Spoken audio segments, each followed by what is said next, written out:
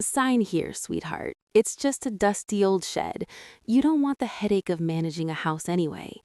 Those were the exact words my father said to me the day I signed away my right to the family home and accepted a crumbling warehouse in a dead industrial zone as my entire inheritance.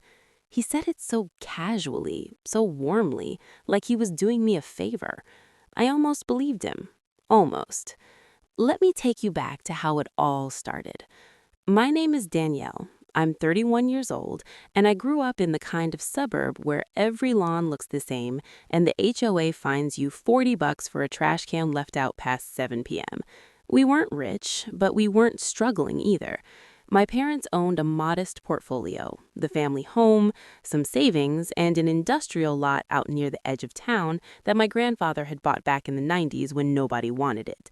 Nobody in our family talked about that lot. It was a punchline. Grandpa's mistake, my mom used to call it. I'm the older daughter. I put myself through community college while working 2 jobs. I paid off my student loans early. I have a solid 401k. I don't say that to brag. I say it because for years, I watched my younger sister Kayla get handed everything. Private school, a car at 16, 3 emergency wire transfers I watched hit her account when she called crying about rent. I never said a word. I kept my mouth shut because I genuinely believed, that family was worth more than money. When my parents sat me down 8 months after my father's retirement, I thought it was a normal estate planning conversation. My mom made her chicken casserole. There was sweet tea on the table. It felt cozy. Scripted, but I didn't see that yet. They slid 2 packets across the table. Kayla got the family home, debt-free, valued at $1.2 million after the neighborhood's appreciation. 4 bedrooms, 2-car garage, updated kitchen, the whole thing. I got the warehouse lot. They explained it for 20 minutes. They used words like tax burden and commercial liability, and honestly, honey, it's more trouble than it's worth, but we want you to have something. My dad looked sympathetic. My mom patted my hand. Kayla sat there quietly, not gloating, just still, like someone who already knew how the movie ended. I felt my stomach drop, but I told myself, they're my parents. They wouldn't cheat me. Maybe the lot really is a headache. Maybe this is fair in some way I don't understand yet. I signed. The drive out to that lot 2 weeks later was 40 minutes on back roads. I kept expecting to feel nothing. I parked in front of a rusted chain-link gate with my name freshly printed on the padlock notice. Apparently, the estate transfer had already been processed, which should have been my first clue that someone had been moving fast. I pushed open the main door to the warehouse office, and the smell hit me. Dust, old wood, machine oil. The windows were grimy. A bird had gotten in somewhere and left evidence everywhere. I almost left, but there was a filing cabinet in the corner that was padlocked with a combination lock that looked brand new, fresh, not dusty. Everything else in that office was coated in years of grime, and this lock was clean. I found the combination written in my grandfather's handwriting on the back of a photo tucked in a box of old invoices. His birthday, 0712. Old habit of his. I knew it immediately. Inside that cabinet were 3 folders. The first was a set of architectural blueprints, thick ones, professional, stamped with a city planning office seal dated 4 months earlier. 4 months before my parents sat me down with that casserole and sweet tea. The project name printed across the top was Legacy Park Distribution Hub. The blueprints showed a $400 million Amazon fulfillment center, Phase 1 construction, and right there, highlighted in yellow marker by someone who clearly understood what they were looking at, my front gate, my property line. My lot was the only legal vehicle access point to the entire development. The surrounding parcels had deed restrictions going back to the 1940s. Trucks couldn't touch them.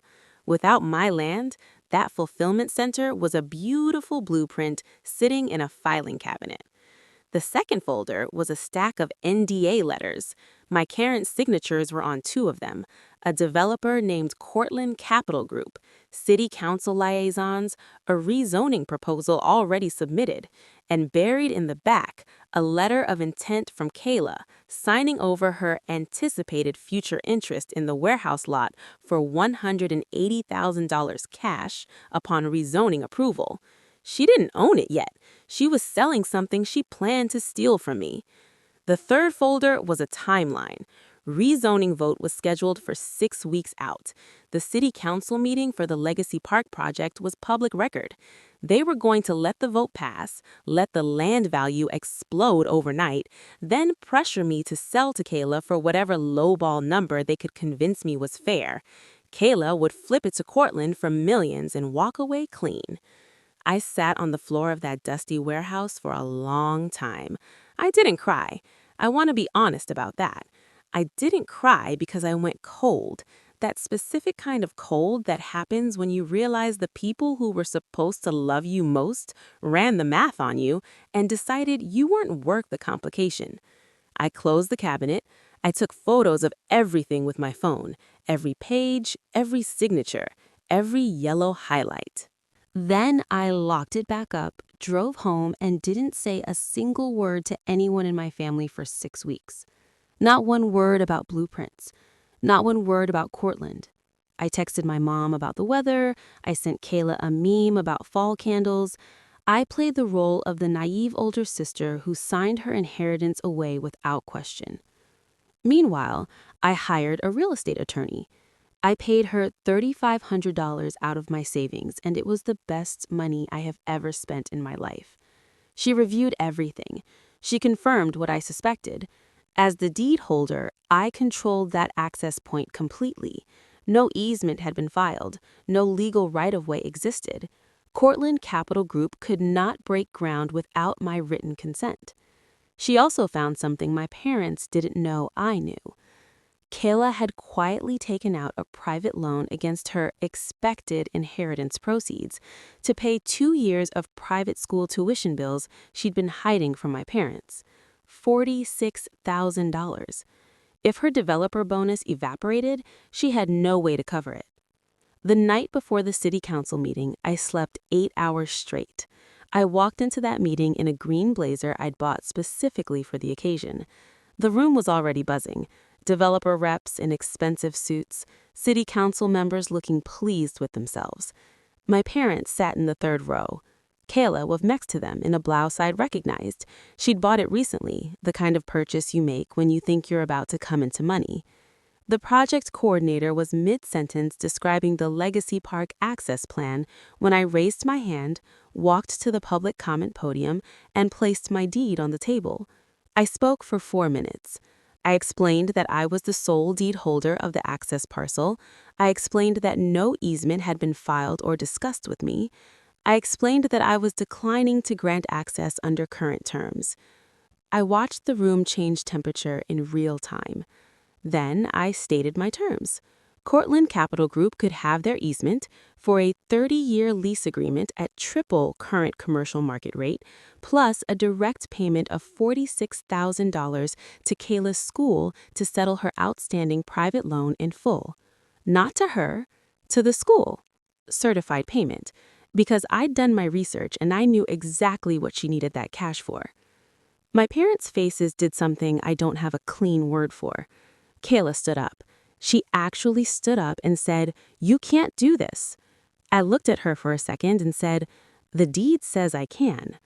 Cortland had no choice. The rezoning was already approved. The construction timeline was locked. Walking away would cost them far more than my terms. They signed within 3 weeks. That was 14 months ago. Kayla couldn't cover the property taxes on the family home once her expected windfall disappeared.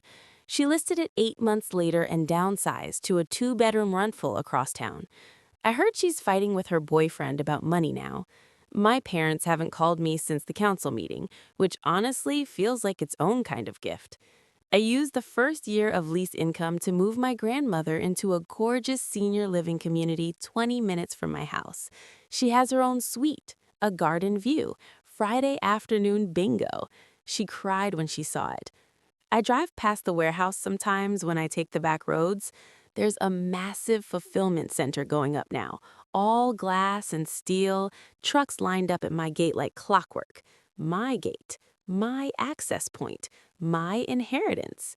Turns out, Grandpa wasn't wrong after all.